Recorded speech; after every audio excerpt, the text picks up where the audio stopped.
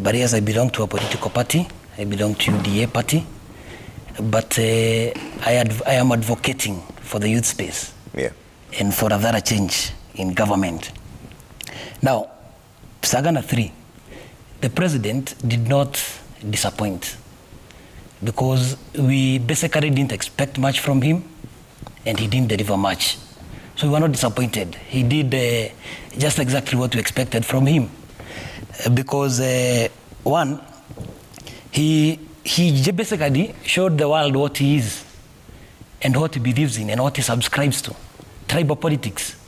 Because for a president who has led the country for 10 years, we would have expected him to give maybe his scorecard to the country at large.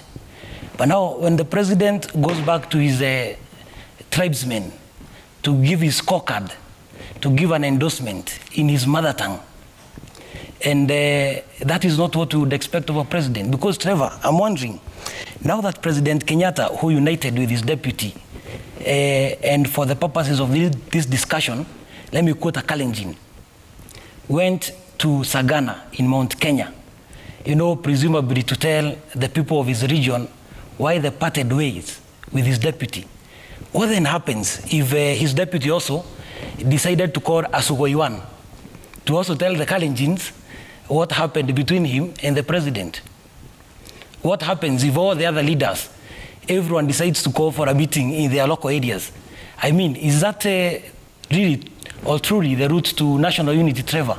So the president disappointed us, first of all, as a nation, yeah, and as people who believe in national unity. Lastly, he actually confirmed to us what we've known and feared all along, because he said that he made unity with Raila Odinga not to make Raila president, but because Raila had made this country ungovernable. He said, Kikuyus could not do business in Kawangware, Kikuyus could not go to Nyanza or Kisumu and be received at Okamano. But now I had to do a handshake with Raila so that Kikuyus can be able to do business in Kawangware. So what he's telling us that as president, my main business has been to safeguard the interest of Kikuyus, not Kenyans, and to tame this violent man, Raila Odinga.